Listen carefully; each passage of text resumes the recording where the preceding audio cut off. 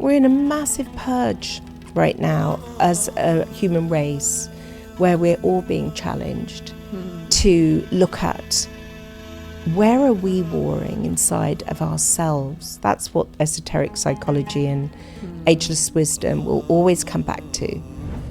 So the age of Pisces, from the time of Jesus until now, has all been about the purification of the emotional body. So it's no surprise that this whole thing's happening in the Middle East that represents the solar plex of humanity and the solar plex of the earth. In the Kali Yuga, everybody's incarnated with the angel and the demon within, and it's down to what we're feeding. And there's so much fear of the demon, but actually, what is the demon? The demon is the aspect that is separate from being at one with the Creator's will and wants its own show and pushes away love and is in blame and anger. A Kundalini wake-up in the body that you've incarnated to is definitely clearing generational karma that can go 7 generations back on some level. How to find liberation from going round and round the emotional treadmill, lifetime after lifetime, feeling lost, separated, in blame, being the victim. How do we actually come into the alignment of the solar plexus and the heart to discern, to discriminate? These are stages of initiation. For whatever happens in this next 2,000 years, humanity are going to come into what's called cosmic divine order and ceremonial white magic.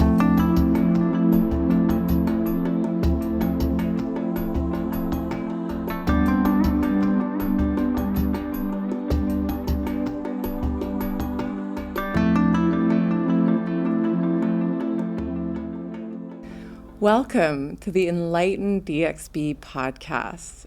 I'm your host, Erica Masako Welch, and I am so excited. I'm vibrating today. I have someone very special with me today, all the way from Glastonbury, Rita Hraiz. Rita is a medicine woman, a spiritual guide, and even a sacred clothing brand designer, which I love. I love how multidimensional you are, Rita.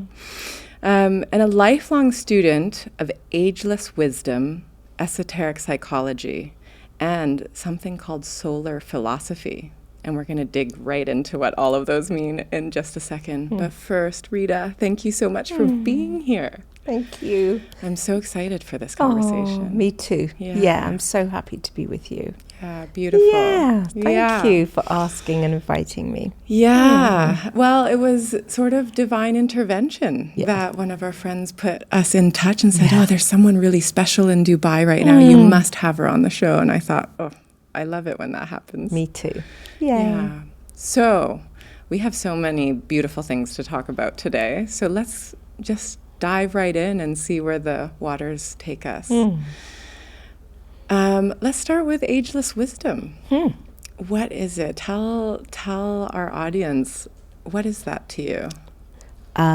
It's an encompassment. I notice your books with different traditions here. It's an encompassing of the truth teachings from the Vedas, from the highest tantras, from the Buddha's teachings, the Christ teachings, the nectar that would come from the Quran, and the understanding of Islam, or the Sufi path as well.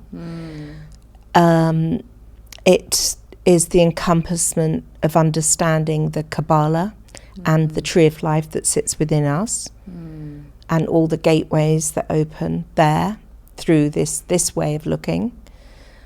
And it's also, 30 years in, I really see that it can be an encompassment of understanding quantum physics, as well as what the earth keepers, the indigenous people that have such deep understanding of the plants, the plant medicines of the earth, the people that live close to the earth, the forest keepers, you know.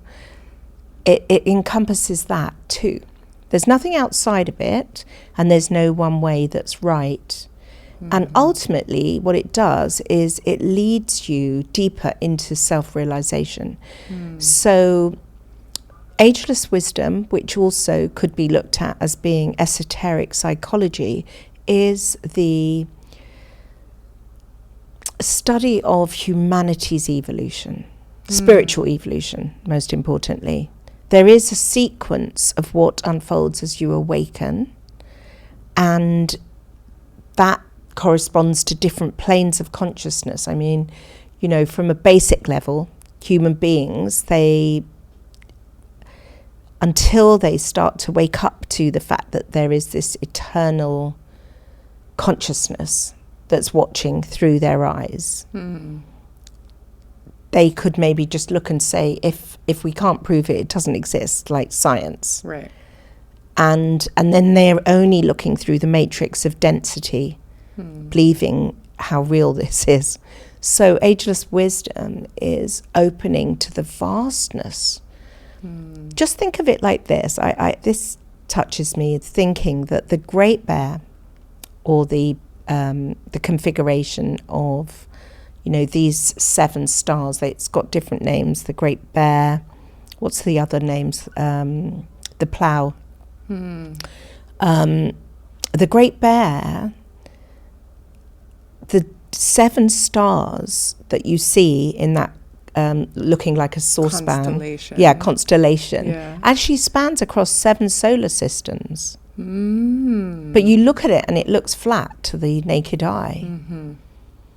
That's amazing, just that. You know, and so let's say in ageless wisdom, we might look at that being corresponding to the 7 great rishis that guard the universe, and that each of those stars actually correspond to a chakra in the body.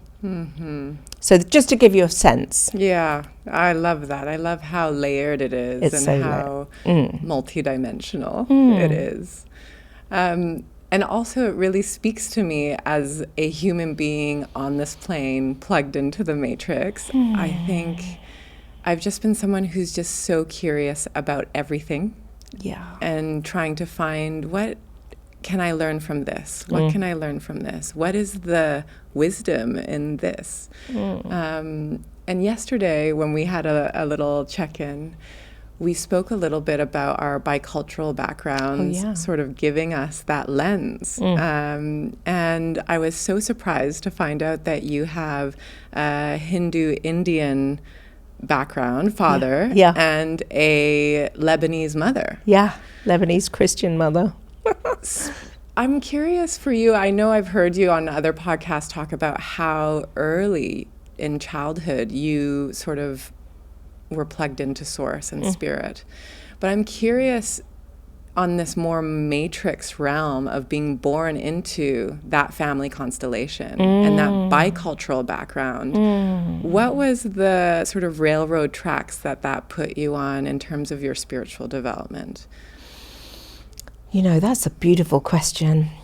Imagine my mum, for instance, who came from a wealthy Lebanese family with chandeliers, servants, onyx floors, these kind of things, to marry an Indian man, to elope, to freak out her parents, and my father also his parents freaking out. So they elope to England and then arrive after a very lovely honeymoon in different countries in Europe to live in a bedsit in Ealing. Oh, wow. That is big change. So my mum, who had never learnt to cook, had always had servants, suddenly realising she can't fry an egg, she tells me. But they're both amazing cooks. My mum's the most amazing cook now. Oh, wow. But just that feeling of shame, and actually because my father's surname's Punjabi, the Hraiz is my mum's name. And it's just so interesting, the amount of Indian people that have told me along the way, Punjabi can't be a surname. So by the time I was 20, I thought, I'm just going to use my mum's surname, Her Hraiz, so I don't keep having to justify that I am half Indian to Indian people. Right. So that was interesting. So, yeah, when my mum would go for a job, she would, she's olive skin, but kind of whitish, basically. Yeah. And she would be going for, at an agency to get a job, and she would hear them say to her, I know her name's Mrs. Punjabi, but she is actually white and she speaks 3 languages, but they didn't want to employ her with that surname. Oh, wow. And my parents really deeply experienced racism. And it was really shocking because my mum didn't know where she belonged. But the thing is, I love that. And I feel, in terms of my spiritual wake up, and a lot of what I like to share is whatever you're born into becomes your gift, like 100%. So the constriction of their daring, that first of all they dared to mix blood, which is massive. So I wanted to follow that, having just felt so much sorrow that apartheid existed. So I did wake up to go, oh my God, I'm living on an earth where apartheid exists at 7, for instance, aware, 1970. And the thought of, if I went to South Africa, my mum and dad couldn't go through the same door or drink from the same fountain. So subconsciously, by this point, I started to realize I really want to break racism down, but not through fighting as an activist or being angry or feeling wrongness, but through melting it with the light of love. And what better way to do that than, because probably by the time I was something like 14, I was saying to my parents, I feel like I want to have 4 children with 4 different men from 4 nations. How old were you when you told them that? I was probably about 12 to 15, something like Wow. that. They didn't take that seriously, but I did do quite well on that department. I love it because you do have 4 children. I do, actually, from 3 fathers. From 3 fathers. But I never got to have my beautiful Oriental child. I'll be your adoptee. Thank you. And so your children also are Mixed. multiracial. Yeah. I have 3 Afro-Caribbean sons, well, mixture of obviously Indian and Arabic, and black. And Caribbean black. That's amazing to have that. That's so powerful. When my father died and they circumambulated his body in the Hindu tradition, receiving the blessings from his ancestors and being able to, just, it's so precious even just to think that my parents embraced my children. There's definitely a lot of Indian girls and Muslim girls that had black children that their parents would just like cut them off. Right. So that's I wasn't expecting this conversation to go that way, but I feel really so good about it because, I have this beautiful daughter with dead straight hair down to here. Her father was English. But what I feel good about is that somehow my work, running retreats, holding very deep levels of transformation for people to come home to feel the light of their spirit that's eternal and way beyond this dream, that I get to work in, let's say, in one retreat with Indian Hindus, Indian Muslims, sheikhs from different countries, people that are deeply into the path of Christianity, and people that are Buddhist, people that are Jewish. I just love that we can all sit around the same altars, offering our prayers for peace, doing the work to heal the bloodlines. Yeah. It's incredible. I have an incredible love of the same. And I think it's you'd be hard pressed, I would imagine, to find people, like I have a hard time believing that you could put someone in that situation and someone will go, oh, I didn't like that. You know, to see so many things that seem to keep us separated or segregated. But actually, in reality, you show up in those circles and you just realize, like, oh, we all have different experiences, but we also all share the human experience. Yeah. And we're the same. We are. Well, think of it like this, that the light, the warmth, the generosity that animates our body and pumps our heart, that fire that then radiates through here, that all comes from the same source. Mm-hmm. So, yeah, if we can go past, which that's what esoteric psychology and ageless wisdom is all about, understanding how to find liberation from going round and round the emotional treadmill, lifetime after lifetime, feeling lost, separated, in blame, being the victim. How do we actually come into the alignment of the solar plexus and the heart to discern, to discriminate? These are stages of initiation. Yeah. And, you know, as you speak into that, it's such a timely moment that we're recording this podcast, because today marks the 1-year anniversary of, you know, the conflict that's been going on in the region. And I'm going to just speak a little bit into it because, you know, there were, on October 7th last year, there were over 1,000 Israelis killed by Hamas. There were hostages taken. And then the 365 days since passed, there have been over 41,000 Palestinians killed and many, many millions displaced in Gaza. And over the last few weeks, we have this horrible extension into the south of Lebanon with Hezbollah. But of course, already nearly 2,000 Lebanese have been killed. And absolutely, that's not majority, you know, these groups and fractions that are fighting this war within the matrix. And I bring up the names and the numbers, one, because I want to tally them all up. You know, we're talking about almost, you know, 45,000 humans, children, you know, mothers and fathers and babies that have died as a collective. And I bring up the different names, even though they're very charged at the moment, because I want to bring this, you know, we're talking about meeting this in times of these conflicts. You know, there's a couple of conversations going on exactly even this week about what are we doing to really process this? Yeah. Versus going into, let's say, either victimhood or I think anger or complete despondency. What can we do to really meet where we are in the matrix? You know, not go, oh, everything's love and light, let's just focus there. I hear that. And also not get stuck in like, oh, I'm so heavy, I can't even meet others in this moment. I'm going to lay at home.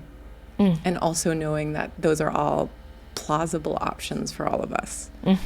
How do we live in with all of that? I so deeply appreciate this. We're in a massive purge. We're in a massive purge right now as a human race, where we're all being challenged to look at where are we warring inside of ourselves. That's what esoteric psychology and ageless wisdom will always come back to. How do we heal generational trauma, but actually our original split in consciousness as a human race? In the Vedas, I love this because they talk about in the Kali Yuga, everybody's incarnated with the angel and the demon within. And it's down to what we're feeding. Absolutely. And there's so much fear of the demon, but actually, what is the demon? The demon is the aspect that is separate from being at one with the Creator's will and wants its own show and pushes away love and is in blame. and anger. So every one of us, and this is why I mentioned about initiation and what esoteric psychology is about. It's not a thing somebody follows, but it's a taking responsibility that each of us does our own purification internally, and that then changes it on the outside, because we can't have world peace if we are still in blame to our mum, our dad for not being able to be present because of their circumstances, or that we can't let go of those places where the ego wants to stay in its superior feeling that it knows better and doesn't have, and it's what all the masters taught, the compassion to see all sides. Yeah. And when we see all sides, that's when things harmonize. And so really, to answer your question in a really good way, I would want to bring in the fact of why are we actually here as a race? Why is there still war? And then to look at, if we look at it on the bigger scale, this is one night's dreaming in our soul's evolution.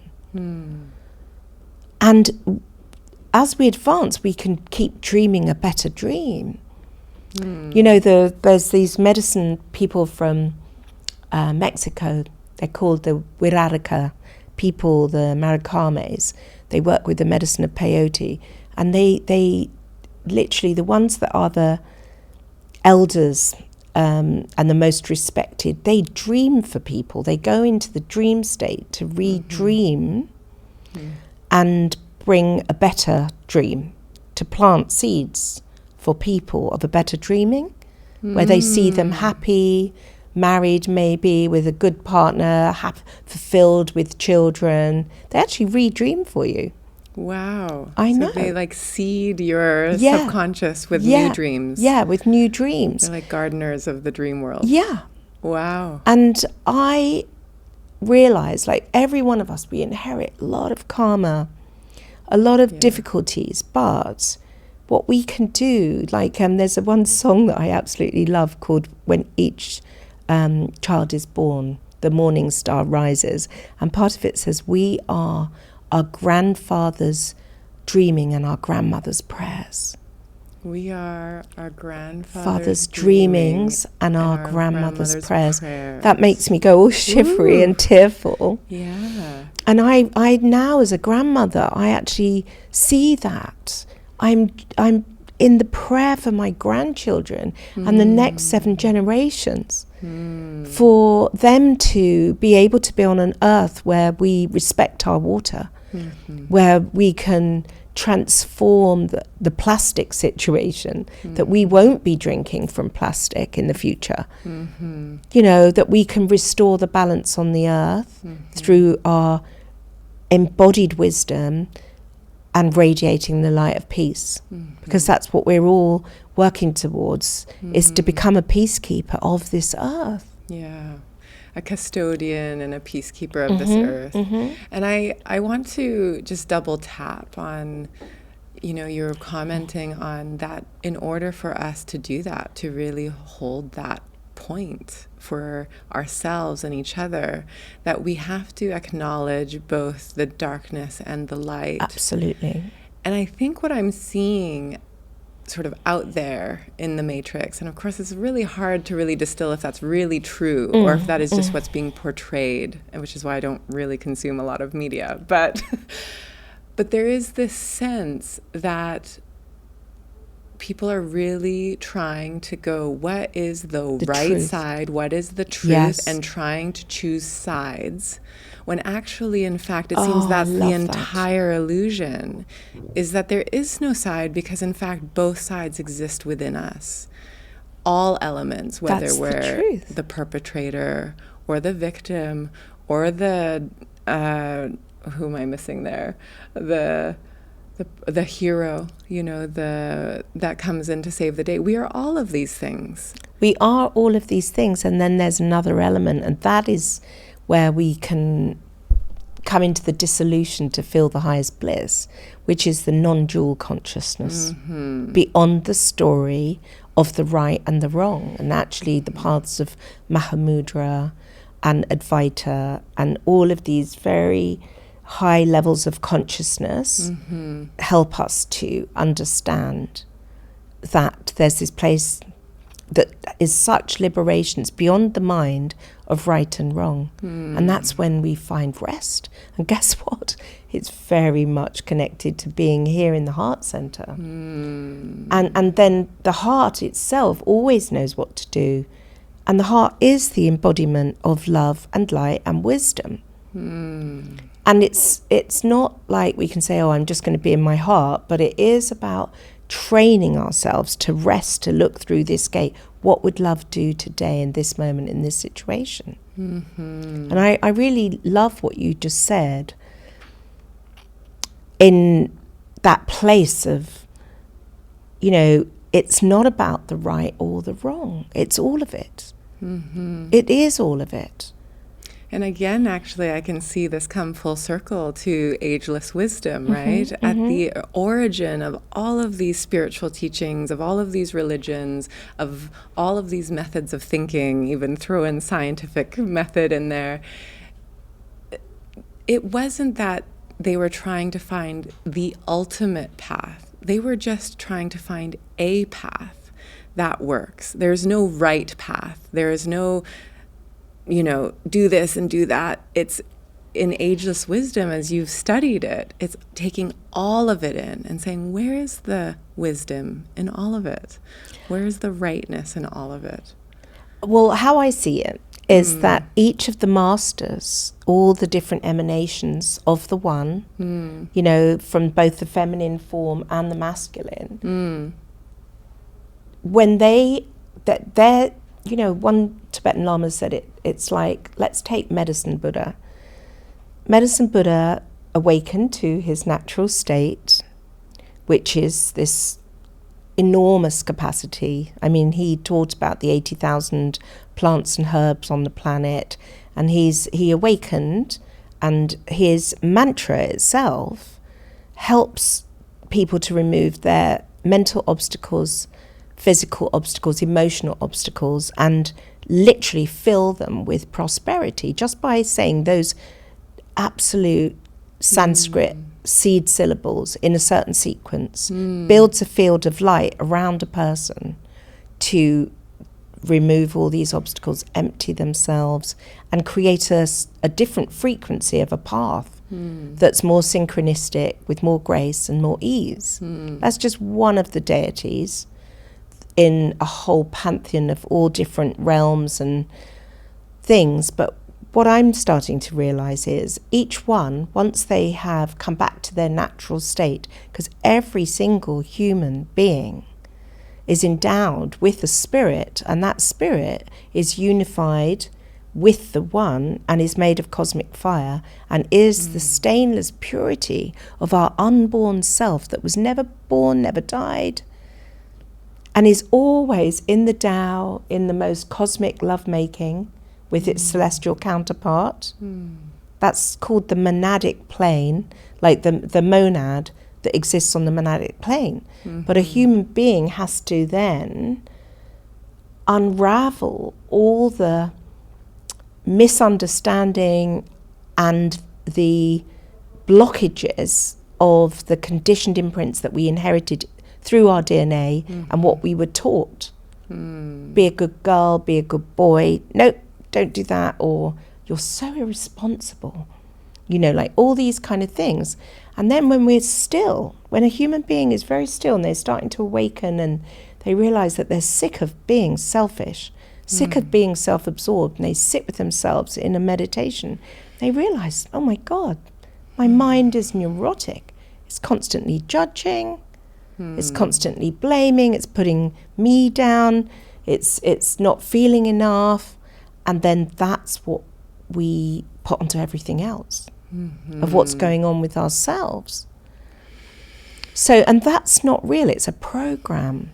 It's a programmed imprint that is absolutely amplified by the whole world of consumption and marketing that's going to keep selling to you that you need bigger boobs or Viagra or big lips or something. Fancy car, yeah. Next job. Yes, and but then it goes very deeper again, because that's all related to the chakras, these gateways that we inherit that are our real self, that have absorbed the light of our good deeds, words and actions from our previous lives. That is our energy system, not just our major chakras, the 21 minor chakras and the Nadi system, that's 72,000 channels of light being activated in the body. All of these energy systems are very specific circuitry that, when they come into alignment through making a vow of choosing to walk a path of harmlessness, literally everything starts to be rotated clockwise. All the vortexes start to spin to radiate the light of our connection to the source of creation that comes from the central spiritual sun. Imagine that. Let's breathe into that Yeah. for a moment. Wow. Yeah. I'm feeling it. Thank you, Great Spirit. Yeah. Yeah, and so as you're speaking into, what feels like this descent into alignment and sort of this recirculating up back to source. Yeah. Can you speak into, and also I suppose off of the back of everything that's going on in the world, I suppose we are all trying to come to that still point so that we can bring that spaciousness, so we can operate from, be heart-centered beings. Yeah.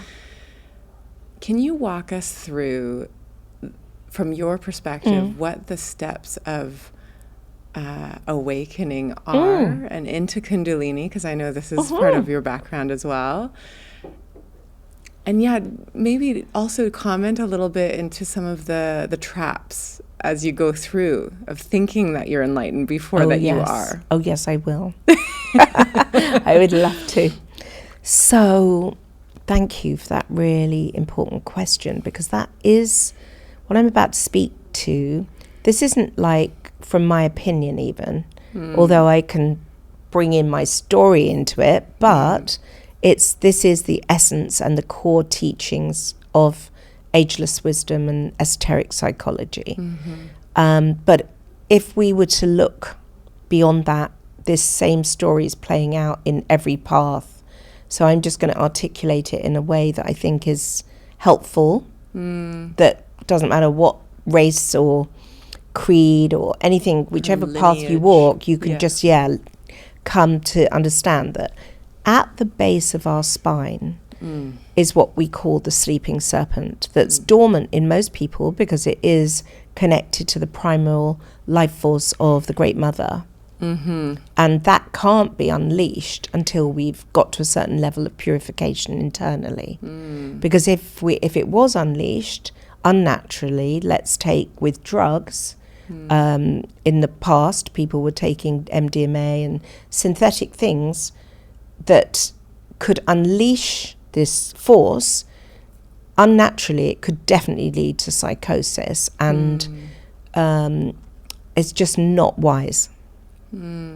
So basically there is a sequence that happens, as I mentioned, just touched upon, when we suddenly feel this timing, this spirit, this connection, something's happening, and I know that I need to meditate. I know I need to be still. I know I need to go beyond this left brain mind that's trying to control the show of everything, and just find who's the truth of who I am. And when people sit in that stillness, as I said, that they begin to see that there's definitely some programs that are not theirs. And once you start to be aware, like how do I stop this judgment? Who is this judger? Then you can look at, and this is for everybody listening to this, then it's a good time to become aware, who's the one that's watching your thinking? And the minute you start to be aware of the watcher, of the thoughts, that's a good place. And then you can't shut down and suppress the thoughts of the negativity, the one that would join in the gossip, the one that's going to expand upon negativity and be in drama. The only way through is like that you have to parent yourself to be the calm, wise truth of you, to be loving to that judgmental part, and bring awareness to it. Because in bringing awareness to it and not trying to push it down further, it begins to dissolve. Yeah. And you can make a better choice to say, do you know, I'm actually not going to condone. That's what I mentioned about Israel. Somehow, Palestine, we all somehow went into a silent condoning that it was acceptable for this many people to live in this confined thing and be thrown out of their homeland. Of course that's not acceptable, but we got blinded to it. In that same way, humanity, we've been blinded to feeling it's okay to just talk badly about a person. And the minute we do that, and even go into the crazy believing that because that person was behaving like that yesterday, they're always going to be like that, and then outcast them or just create so much suffering by holding them in a negative way. And that goes on every day, everywhere, all the time. All these stories, aren't there? They're still in the story realm of being in the matrix. And that's also about having ego. And this is also where we feel that self-love is the silver bullet that sort of, it's true, because actually the ego will want to be superior because it's feeling inferior, and then put another person down. But that don't get me wrong, there's also discernment discrimination. That doesn't mean that you have to accept bad behavior that's harmful to you. You know, because these initiations where the chakras align in a certain way actually take you to the point of coming into a right relationship with your sexual energy. And that's the first stage of a wake up, the alignment of the throat center to the sacral center.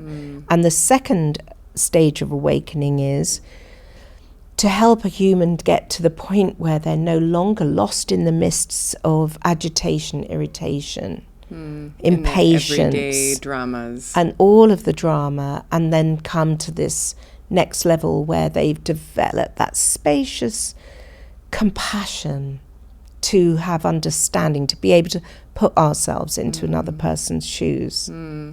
I want to double tap on this first part you mentioned about connecting the throat chakra and the sacral, which of course important. They are connected. Yeah, they are. Can you speak more into why that is such an important part of the spiritual awakening? Yes. And so many people, by the way, this is what terrifies them, right? Is even in Tantra, people are a little bit scared of the sexual conversation, the sexual liberation conversation, even with themselves. And the number one thing that people are most afraid of across the planet is public speaking. They would rather die a lot of people, than actually speak in public. And that's just self-consciousness. Is it self-consciousness, or is it also this well, let me explain it in terms of the throat, because what you asked is so important. So basically, when we speak negatively, and when we're thinking negatively, like most people are thinking negatively, they're not speaking it. Right. But either way, it turns the throat chakra anti-clockwise. So we're designed so specifically by our Creator, so magnificently. Like, it's when we really understand what a human body is, it's mind-blowing. So the chakra system always goes with you after you've laid down this garment. That it's not, you don't inherit a new one. You continue to build upon your chakras when it's reabsorbed into what's called the causal ocean, the plane of electric fire. Every good deed, words and action that you have generated in this life goes with you through your chakras and your meridian system. All of it is stored together as your own unique geometry of you. So your meat suit stays here, and the light your bodies, energy and light body go with you into your next life. Well, it's actually goes back to where it exists. That's very specific. Okay. Anyway, so when the throat chakra is going anti-clockwise, it pushes the sacral chakra to go anti-clockwise, and the more negativity, the more harmfulness, the more hatred, the more opening up the door into the opposite of love and light, the more the sacral goes anti-clockwise, the deeper it goes into lust and disconnection from the heart, the further it goes into debauchery and underground misuse of sexual energy, big time, and the more it's focused on materialism and what it can attain. Because so when we come home to our natural state, it is orgasmic. It's like the most sacred cosmic orgasm of the mother and the father. It already exists. It's the highest bliss. But what happens when we're disconnected to our true self, and then there's this massive yearning for some quality of satisfaction that actually is already here when we drop into it. We're looking for it right over there outside of ourselves. And that orgasm, or that new car, or that other thing that's going to satisfy and gratify the ego, is ever receding. So that's what happens when the sacral chakra is going anti-clockwise. It's ever receding that true satisfaction, which is the divine satisfaction. It's interesting because the way that you describe that, like what would happen if the sacral system would go anti-clockwise, was, increased consumerism and materialism, and it is, we're going in it. away from sort of sexual disobedience and treachery and sexual behavior in the shadows is kind of what we've seen collectively in the last 5, 10, 15 years. But it's been going on for thousands. Okay. The misuse, as in the children that have been violated. Yeah. That's been going on. That's an implanted energy right from the beginning within humanity. That is so here's the beautiful thing, really, is that everything I'm talking about all comes back to there is actually a divine plan.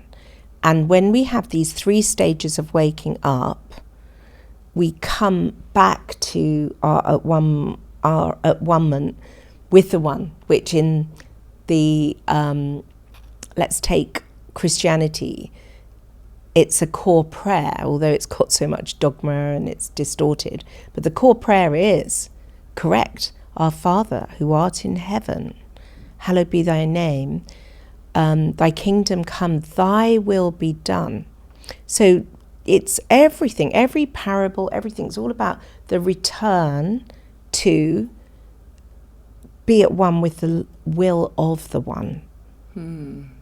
And then we're in this disconnect. So this isn't a religious thing. This is like an innate thing of coming back to know that our separation, where our chakras are spinning anti-clockwise, will never bring true fulfillment. And our wake up is when the sacral center and throat center starts to spin clockwise through our ability to uplift another person, see them in a good way, hold them in the highest light. That changes their life. Yeah.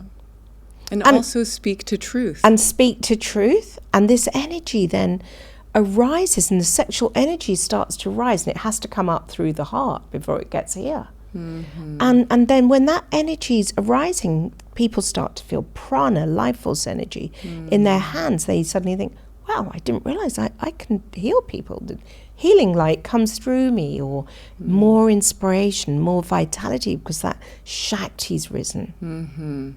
Inspiration, constantly connecting to the light of the soul and feeling this inspiration. So that's just the first stage of awakening. When all human beings get to that, and we are all coming into this, that's what a golden age is all about. That human beings, because actually, Erica,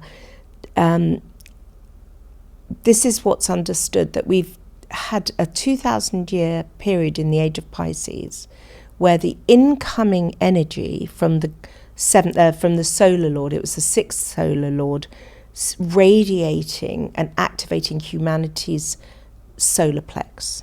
So the age of Pisces, from the time of Jesus until now, has all been about the purification of the emotional body. So it's no surprise that this whole thing's happening in the Middle East that represents the solar plex of humanity and the solar plex of the earth. Interesting. So what's happening is, it's all about discernment and discrimination. When we make this alignment between the solar plex to the heart, suddenly, where we've been in confusion, we can discern, discriminate. Is this truth? Is this right? Is this the best person that I should be giving all my energy and time to? And solar plexus also is really about deep-seated, who am I? What is my identity, right? The I am. And I wonder if, can you speak into what does that mean as we move away from the solar plexus to this Aquarian age? So it's not, first of all, it's not moving away. It's coming deeper into the center, so that we've got beyond blame and separation. When the heart is aligned to the solar plex, then we're in compassion, and we learn how to discern, discriminate. Let's just say that you're in an arranged marriage and you've just gone into loyalty and obligation to appease your parents and be that good boy or that good girl. And then you can't stand the person and they just trigger everything. And then you meet somebody you're really in love with. And how do you discern what to do? And, you know, these are the things. I'm always seeing these type of situations, and how the only way through to dissolve the story and the drama is by being in compassion. And love actually is the thing that can transform everything and give us the intelligence to know how to behave with wisdom. But if we try and meet it from the solar plex, we're going to carry on being in pain, agitate, the victim, all of it. And as we move into Piscean or Aquarian the age, so that's the connection. So that's the energy coming in from the seventh ray, or the seventh solar lord, that is stimulating the sacral center of humanity. So for whatever happens in this next 2,000 years, humanity are going to come into what's called cosmic divine order and ceremonial white magic. So so imagine that the misuse of the sacral center results in black magic. It's seductive and it manipulates. It hasn't got purity. It's there for its own pleasure, greed. It's not looking at the collective. And white magic is such a different thing, because to be in white magic, you have to be out of the way of yourself and trust a flow beyond the left brain mind to move you into the right activity within the divine plan that's a much higher outcome than we could be manipulating to plan. And that's a new level, and that's telepathy. And so something exquisite is unfolding. I could never imagine that I'm doing what I'm doing, because me, as the ego of my left brain mind, could never plan the magnificence of my life, not for a minute. And that's not just me. I'm just really witnessing this. We're all being moved into a quantum shift that's taking us to listen to our heart, listen to our spirit, and to be allowed to recognize that the left brain doesn't always know. It's the body that knows, actually. The body has got so much wisdom and intelligence. Yeah, how beautiful. I've noticed this, but only perhaps because I have been going through that myself in the last 7 to 10 years. But you've been in this space for over 30. Yeah. Have you noticed that in the collective that there has been a shift? Like, is it palpable? Oh my gosh, totally. Yeah. Every it's not day. just that the world is more connected and we seem to be able to find each other easier. It's actually the collective. It's all of it. Yeah. But it's that too. I mean, there's so many ways I could approach this. My daughter's called Shanti, for instance, and I always thought when she comes to peace, the world will come to peace. And she's waking up now. She's 22. And that really touches me, because her generation is, you know, they have, all generations, they have to separate from their parents before they can come to meet themselves. But everywhere I go, in whatever country, Kenya, Sri Lanka, Canada, the USA, I'm going to Kazakhstan in later this year to run retreats, because the people there, they're waking up and they've got interpreters, but they really want to study and connect with themselves everywhere. And it's not about me. This is not about me. I'm seeing it in every echelon of society, from the politicians, the people in positions of royalty, the doctors, the nurses, the sex workers, the crack addicts. It doesn't make any difference. Every echelon of society, people are waking up, and what they're waking up to is A, recognizing they're in a dream, and B, that they really want to be in service, not from the old paradigm of martyrdom or the Messiah complex of thinking it's us that are the doer. And this is such an important factor. You know, in the world of, for instance, shamanism, and a lot of the places I go, you see aspects of the ego that wants to take credit for the enormity and the magnificence of what's unfolding. But in reality, I can say from my own experience, the beauty of my life now only really has arisen because me, Rita, the ego, is able to get out of the way to allow something much greater than me to guide the situation. And it's magnificent. I could never plan it. And I really see that for all of us. We can't take credit for the good or the bad. We're vessels for this force to come through. And that's what blocks it, is when we start thinking it's us, I think. It's a very halfway up the mountain thing. I think that's been one of the biggest realizations for me, and in the circle of women that are around me as well. I think there's definitely this change in energy from going, I will do and I will penetrate, kind of with this very masculine energy, do, get things done, versus really feel into what is it that wants to be born through me. That's true. What is it? And it reminds me of actually visiting Italy and Michelangelo's biography of how he actually spoke to the marble stones, and he would whisper, I love that. Who are you? Who is trying to be freed? Let me free you. And he took out his chisel and, carved out all these statues. And he said, it's not me. The stone speaks to me. I'm just a vessel of the universe, of source, of God. And I really do have this love of that level of devotion and devotional work in life. And I think that's what we're inviting more and more into. And I'm seeing so many more doors open to those things that I'm not trying to do. Exactly. Just being open to whatever possibility and seeing what happens. I agree. I hear that. It's such a different energy. It's such a different to energy. What we grew up with. I think when we get to the point, the times that I've been, let's say a plant medicine ceremony where I'm like on the floor and just realise I haven't got a clue.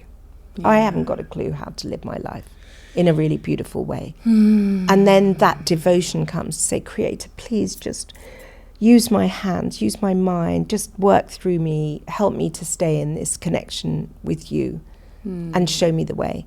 You know, like the difference that makes, but it's not, we have to keep bringing ourselves back to that place. But something so beautiful is being unfolded when we let go of being the doer. Yeah. It's a whole other ball game. It does feel like a coming back into ourselves, doesn't it? Yes, Like it's the we are innate human beings. Yeah. So why have we been human doings for the last industrial revolution? We were just, you know, deeply distracted. I feel like there's the inner and the outer, and the inner darkness. The outer darkness is definitely works to distract humanity in the dreaming from finding their connection to the power that is connected to the source of all creation. It's fast. Coming back to Kundalini. Yes. I mean, you know, when these chakras align, it's a purification along the central channel that runs along the spine. And once everything's clear, in other words, what do I mean by purification? Forgiveness of that wasn't love that entered you. You know, that's, for some people, that's a big ask if they've been violated as a child, or neglected by a parent that was so self-absorbed. You know, where was I recently just seeing that here in the Middle East, how I was reading an article, just how many women have babies and then they have full-time nannies and they're not even holding their baby at their breast at night. And, you know, and that these nannies are doing so much for the children. They're not present to their children. And if there's one thing that has, for years, because I see my own unconsciousness with my children, that I made decisions that were unconscious that meant I had to work and I was a single parent. So I couldn't be fully present to my children. And that does bring damage. And even within that story, yes, they still get the fertile soil that they need to grow for that level of evolution in this life. But in terms of dreaming in a better future for the children of tomorrow, the next 7 generations, the starting point to me is about parents getting into right relationship, a very deep spiritual companionship, a commitment, holding that container for the child to feel really deeply safe.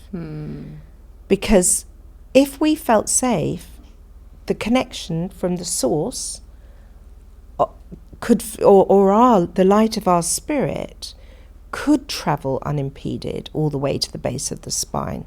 So that the whole of our Kundalini awakening is all about our nervous system being relaxed, a coming home to the light that we are in eternity, opening and invoking that light, and then committing to walking a path of harmlessness, and being in right relationship with our sexual energy and how we speak and what our actions are, and then stop taking everything personally that it did happen, and understand with compassion. And that brings us into this alignment of the sacral to the throat, the solar plexus to the heart, that now the light of spirit, your spirit, can travel unimpeded. And your spirit, imagine, is made of cosmic fire. It's different to the soul. The soul is made of electric fire.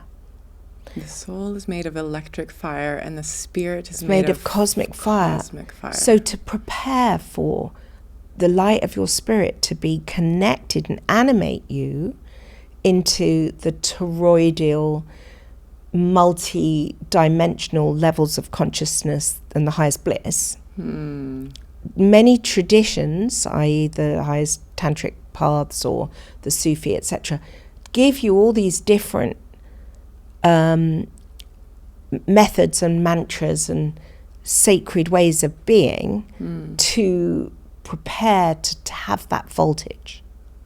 So a Kundalini awakening, when it can go all the way to the crown, you have to have prepared yourself. It's not like you can make a plan, I fancy having a Kundalini awakening in 6 months. And Kundalini yoga, by the way, has got nothing to do with it. At all. It's good for your physical body. Yeah. I love Kundalini yoga, but it's your attitude, harmlessness in your actions that actually opens all the gates and the doorways for all this shimmering electrical energy to start rising. During COVID, because we were all in lockdown, and then, straight after, I was starting to travel to a lot more retreats and things as soon as, we could. And what I heard in so many different countries were so many people that had gone onto YouTube. Looking up Kundalini or trying different meditations and actually accidentally sort of evoking this Kundalini awakening and them really struggling with it, actually. And not all struggling, but yes, I've done podcasts on that subject because it's very specific. A lot of people, I had a Kundalini awakening from half an acid tab aged 18. That was not good. Because you weren't grounded. I wasn't grounded. And you didn't have the tools. Yeah, it was. I didn't have the harmlessness or any meditative structure. And I didn't understand. I didn't have a teacher. I didn't have an understanding or a study. And however, there's no mistake. All the people who are having difficult time, eventually they're going to come across the understanding that they have to practice harmlessness. And then the energy can come all the way. But what they're doing, because it's very interesting, coming back to our original desire to speak, is what they're all doing is clearing generational karma. A Kundalini wake up in the body that you've incarnated to is definitely clearing generational karma that can go 7 generations back on some level. And let's put it like this. I talked about the sleeping serpent. So when the Kundalini starts to be activated, then 2 serpents open, the Ida, the Pingala, the left and right, the masculine, the divine masculine, divine feminine. And they cross at each of the chakras at the different points of awakening. Some people could just have it. For me, it was like a 2-year process of this feeling like, I'm really tired, I need to lie down, and suddenly shaking and all this expansion in the body. But it was, for me, I was very blessed because it always felt extremely blissful and it was very natural. It wasn't through taking plant medicines or any substances. And it was activated through using sacred geometric forms and pujas, like doing prayers and mantra. But I don't think that it needs to be in any one tradition. If you're somebody who wants to say the rosary, say the rosary. If you're whatever tradition, the point is just to align to your understanding of being with the Creator. But you do need to set the tone to make sure your space is clear. I always say to people, if they're going through an awakening, make sure you have an altar and that you're clearing your space. Get rid of your rubbish. Get rid of things that you no longer need.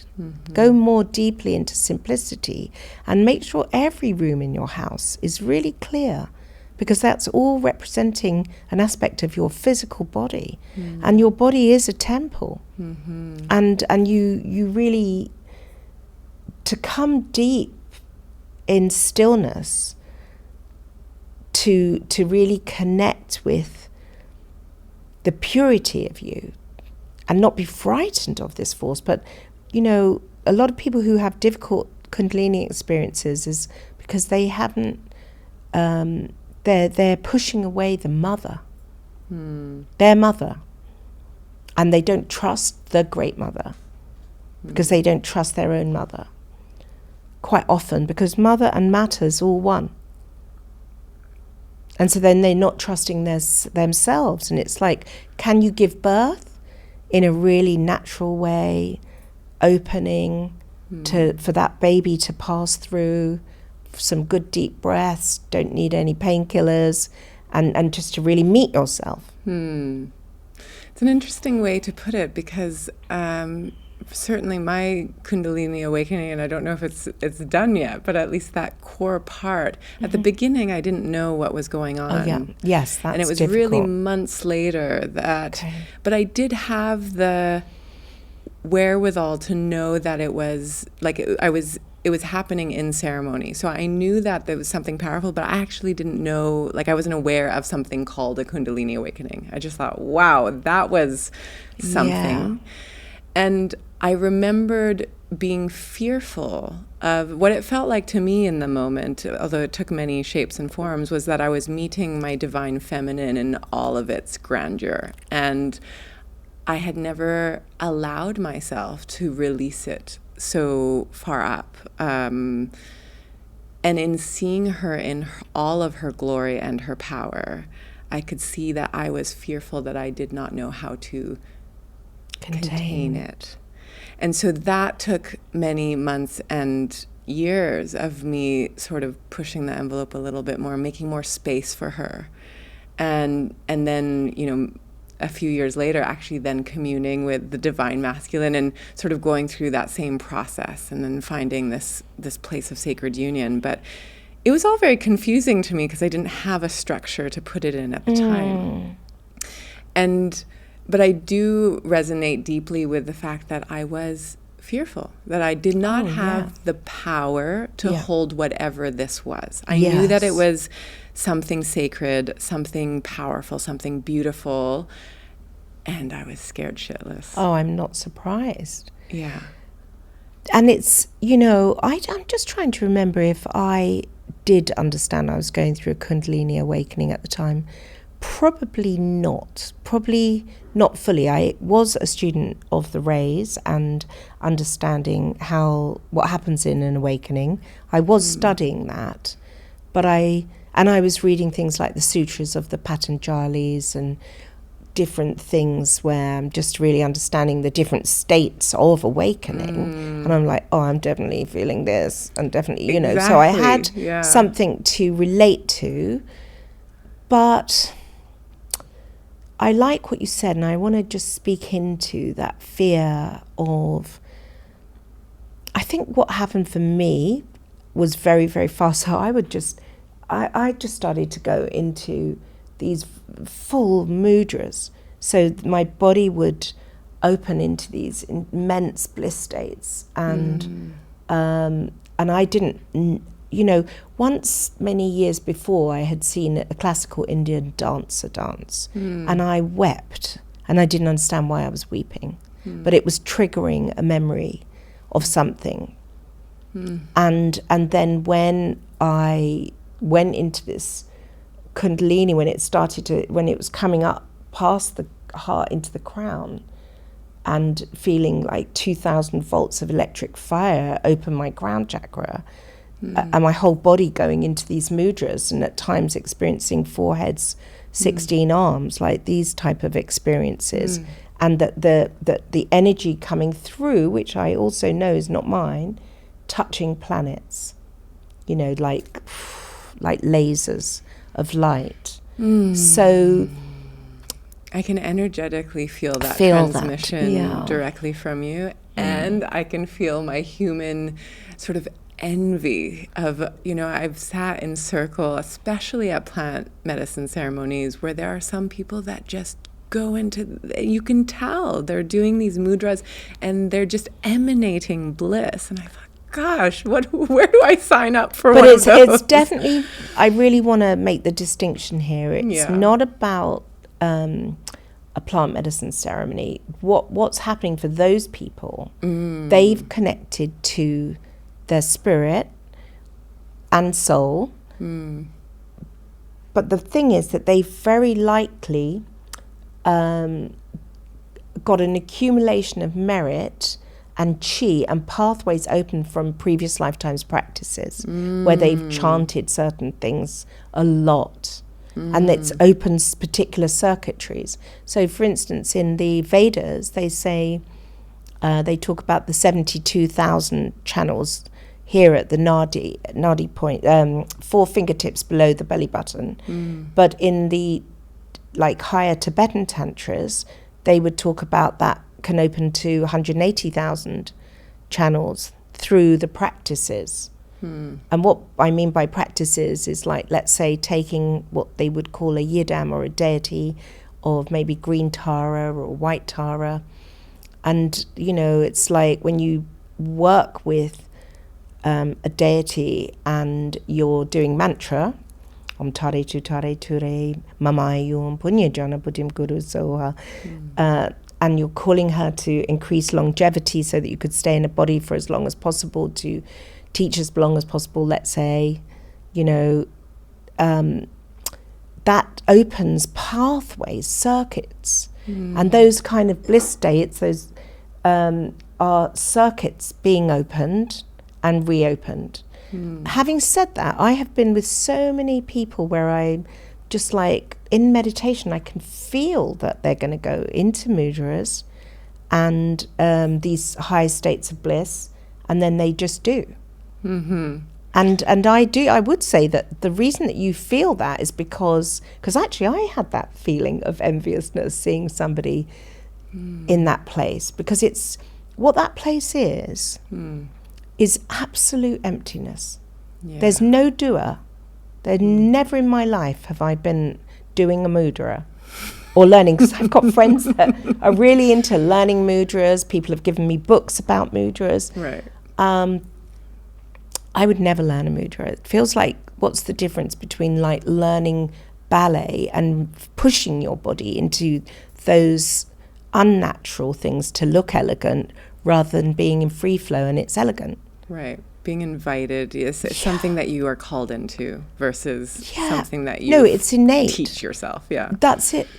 These states that are, when you feel that, you know that is also true for you. And it is. It will unfold in its right timing, like fruit on a tree, and one day you'll just feel your alignment, very strong energy, and then just... I absolutely do. It just never comes out through your hands. Through mudra. It comes out, but it does come out through movement. Okay.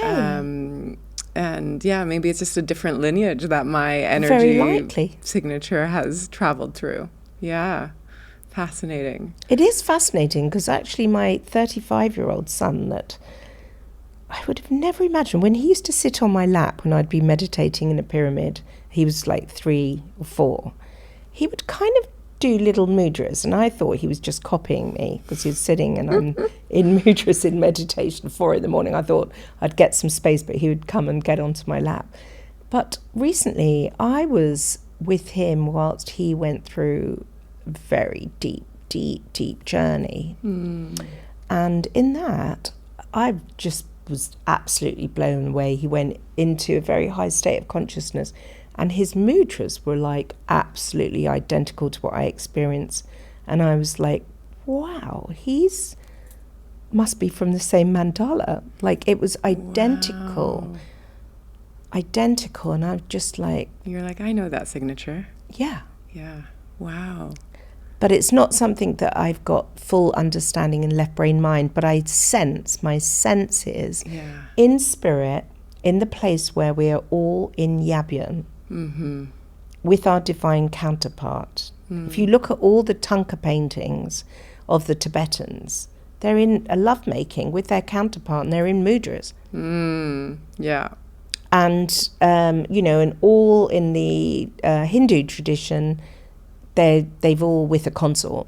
The highest tantric traditions. Yeah. So I feel that is our innate state. Even in the Christian, the angels are naked, looking like they're very blissed out, aren't they? Yeah, they do actually. And actually, this brings me back into the stages yes. of sort of spiritual awakening and yes. well, it's just the process, I guess. And I think I was trying to explain this to you last night as well. But for me, the way that I've started to see it these days is that there is this piece of really purifying the self. You know, the self-love piece we talked about, the non-judgment, trying to live from heart center. But then there seems to be this piece about soul and dharma and finding your starseed family or your soul family and your soul tribe. And then this additional layer, which is about spirit and being one and communing with spirit, communing with, or just melting into the one. The innate state. The innate state. And I was mentioning to you yesterday, it seems then once we do that sort of, and maybe not everyone has to follow this path, but the way my sort of left-right brain, wants to think about it is sort of in this matrix of you do this on this solo path, if that's where you are. You do this individual work, this inner work. That. And then you start playing with it by bringing others in, and by how do you also hold all of those points but with others, friendships, families, sister, brother. And then there's this ultimate test, which for me seems to be, how do you do this in right relation to your beloved, to someone that you bring in at that level, which I always find at any time you start adding this additional element of these, I almost see it as two, chemical reactions of two molecules coming together, right? Of course, it's going to create some different spark and energy. And that's the challenge. That is. The ultimate challenge of how do you then, you can master this, and we all have dreams of being a hermit in the forest and being by ourselves. But of course, that's easy to live in sort of right relationship with the world and the earth if you're alone hermiting. But I want to bring in this piece of how do we do it best with others, and also bringing in this piece of in the matrix, because I find there's a lot of people in the spiritual world, as they start going into this, they do want to sort of unplug and run away from the matrix. And I want to speak into how important it is to do the work in the matrix, or be a bridge in it. I agree. Yeah. There's so much in what you've asked. You've asked about 10 questions. So I really want to address all of them. Yeah. But I'm going to start at the beginning of what you said, because I have only talked about the first two stages of wake up. The third stage, that's what we're all looking to be in, is for the brow center to be open. And for that to open, there has to be enough light firing from the pineal gland, the pituitary, and the carotid glands. And that actually makes like a white bang in the head, like opening. And then now we're ready. Now we're ready to be in revelation, the single eye that's beyond the dualistic seeing. It's the ability to witness the good, the true, and the beautiful. And it's our ability to take instruction from the source of creation, that, because this answers your question on moving into Dharma. Like what we would consider our soul's purpose, not being in karma any longer. So to be in revelation is to be in that ability to be still enough, to give pauses, to give our entirety, to allow ourselves to feel the presence of the one, giving instruction through silence inside our heart, on the outside of us, above us, below us. The presence, the omnipresence of the one's always there. It's God consciousness giving us clarity There's a beautiful series on Netflix that I think was called Human, but it starts off explaining that the source of the sun is what informs the light that comes from the sun, the warmth, informs every single species on this earth, every single fish that's flowing in the river, the way that the birds are flying. Every single blade of grass is imbued with the intelligence coming from the source of the physical sun. We're growing, every single one of us are receiving instruction from the source of the physical sun, and then because I talked about solar philosophy, the sun behind that sun is the central spiritual sun. And that animates our physical sun. And that's teaching us all the time through the presence of absolute stillness and through silence, so it's not left brain. We can't receive our Creator's teachings through left brain mind. It's through telepathy and stillness. So that's important. So to have a brow center open means an enormous level of acceptance of where we're at in every moment. So it wouldn't be going into conflict and battle with the situation in Israel or situation in Palestine or anything. It would bring intelligence and love and wisdom through an allowance of what's there to bring soothing, to be a peacekeeper, to bring harmony to everything. And then in relationship to relationships, because it's... Can I stop you there for one moment? Please, of course. I do also want to, before we move on, speak into when you speak about bringing this peace.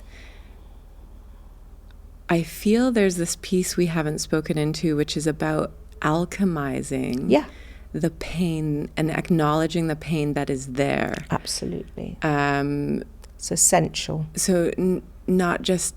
Yeah, not bypassing. Not bypassing. So thank you for saying that. Yeah. So I 3 years ago, when before I realized I had breast cancer, I really suddenly got a download in terms of I really want to offer everything I've ever studied in a condensed way from all my lives in case I was to leave my body, because it's very unique blends of paths and ways of seeing, and someone who's worked in the past with plant medicines and all these things. And in that, what became very clear to me is I'll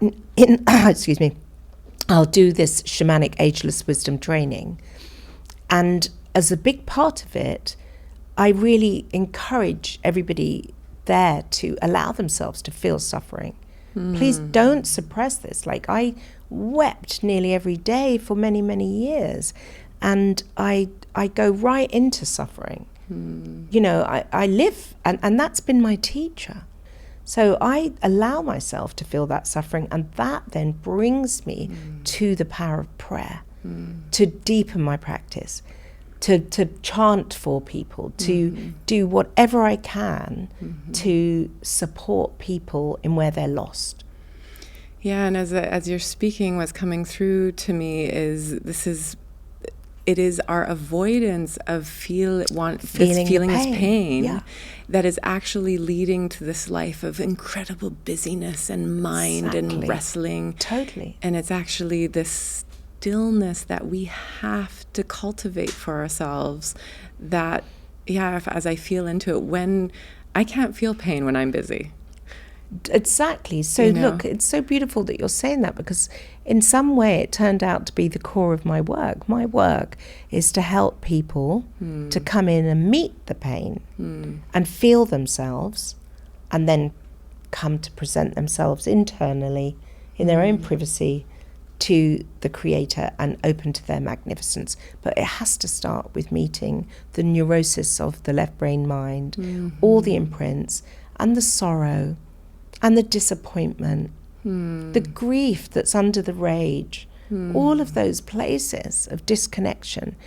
And that's what people are most frightened of, so frightened to meet the pain that they'd rather kill themselves, obliterate through drugs, alcohol, and any other type of addiction. Yeah, just numb out. Numb out.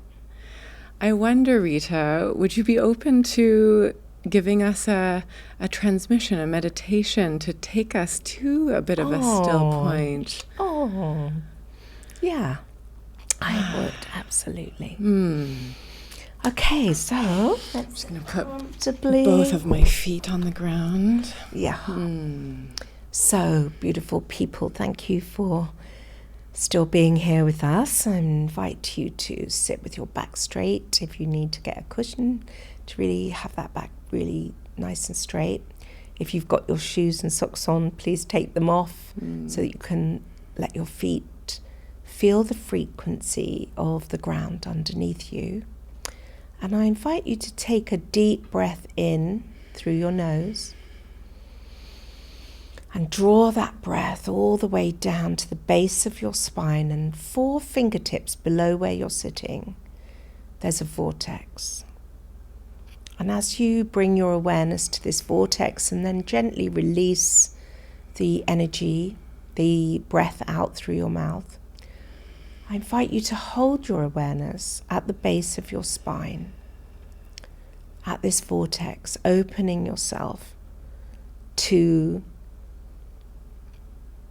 the grace and the frequency of harmony from the Great Mother whose lap you're sitting on right now. And just in this moment to take another deep breath and just bring your awareness to your feet, between your feet and the earth, the ground. Just see if you can notice the electricity between your feet, the left foot and the ground, and then how different does it feel if you bring your awareness to the right foot and the ground. And just opening yourself to feel this energy coming up from the center of the earth, the crystal core of this earth, as you allow yourself to connect with the harmony of the Great Mother, radiating up through your legs, up through your thighs and back to the base of your spine. And in this moment, I invite you to call in the holy I am presence of all that you've ever been, all that you ever will be, into this moment, in this dreaming, to call the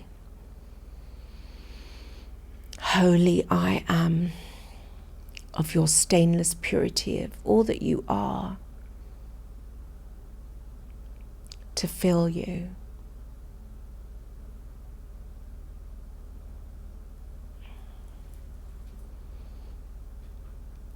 And if you'd like to, just bring your awareness to the crown of your head.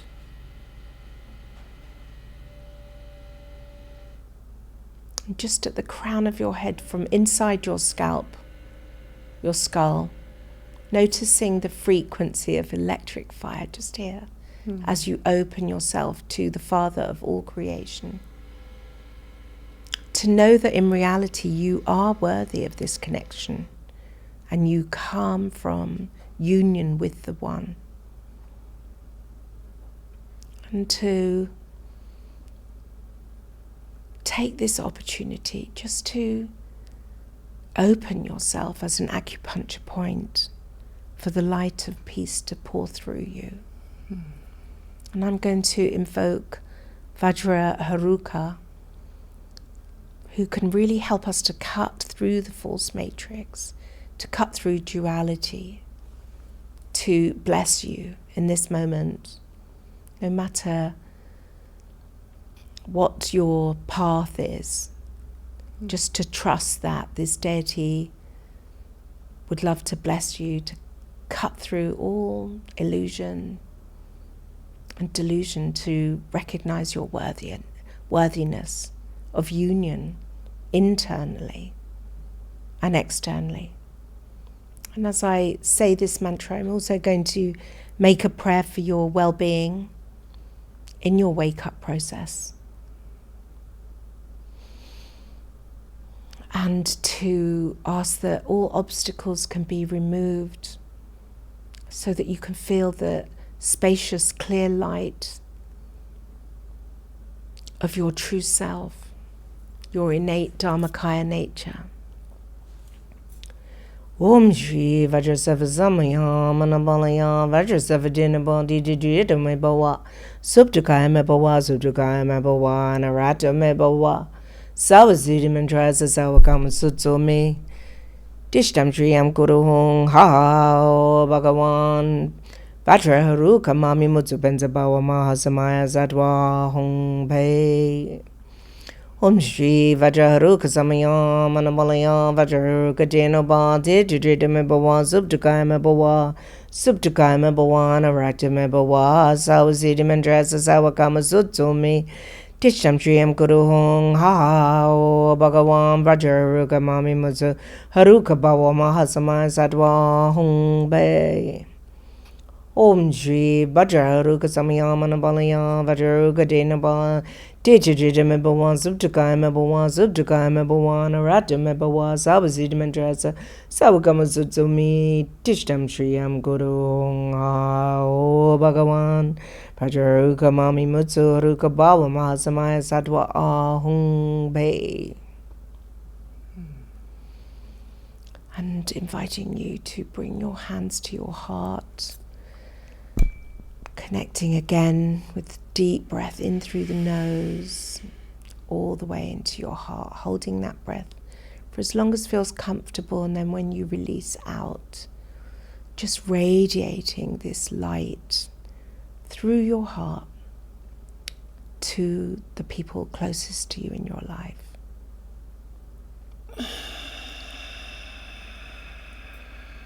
From the point of light within the mind of existence, light streams forth into the minds of all mankind. Light illumines this earth. From the point of love within the heart of existence, love streams forth into the hearts of all. I am you, you am I, we are one. From the center known as humanity, purpose and intent aligns in loving service to the one and all. From the center known as humanity, the plan of love and light is now made fully manifest. Love and light and wisdom now restores the balance on planet Earth, and so it is. May the light of Spirit shine upon us, upon all beings, in all planes and all dimensions, now and forevermore, for the ultimate good of all. Om Shanti, Shanti, Shanti, Om. All in the name of the Father, the Son, and the Holy Spirit. All in the name of the Mother, the Soul, and the collective consciousness of humanity. Ahom Takwiyasin. We are all related.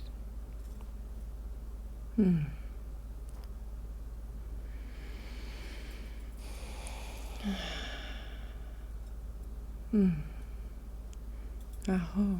Aho. Wow. Oh, that's so beautiful. Thank you, Rita. My pleasure. My honor to be in service in whichever way. Thank you. We could have talked for hours more. We could, and I'm looking forward to having you back. Yes. Absolutely. But perhaps before we end, is there anything that's still alive in your heart that you're yes. like, I really want to share this? Thank you. Yes, I feel that the most important thing is for anybody who's been fearful of the dark, of everything that's being exposed, of feeling in any way hopeless, suffocated by the suffering, I really want to say to you, and I'm shivering as I'm saying it, like, with all my heart, in all my study, everything I've understood and know, and even my purpose to be here in a very small way, is that for sure there is a golden age that is coming, and a divine plan that's unfolding, and a wake-up that's unprecedented and absolutely unstoppable. And in a dark room, once a light is lit, that illuminates even the darkness, and that's what's going on now. And you know, the Christ, the Buddha, Vishnu, Shiva, Brahma, Krishna, the Prophet Muhammad, everybody was bringing us to this point that's happening now on this earth. And I'm a student of the Kala Chakra, which is a very powerful, incredible understanding that in reality there is a place called Shambala. And, you know, I feel so connected to Shambhala. It's a place where the Buddhas and the Bodhisattvas, 960 million cities of Buddhas and Bodhisattvas awakened, living as an enlightened society with no need for heating or cooling or money. And they're all in absolute fulfillment. And that's our true nature, our Buddha nature. It's not about becoming Buddhist. It's our innate state, the Dharmakaya, the spacious, clear light of stillness of what we've originated from and have to awaken and self-realize to come back to. So please know the time that's coming of the age of Aquarius is 100% that of cosmic divine order and ceremonial white magic. By 2037, it is understood by the seers and the people from the Kala Chakra, the Jinang lineage, that evil won't be able to reincarnate on this earth.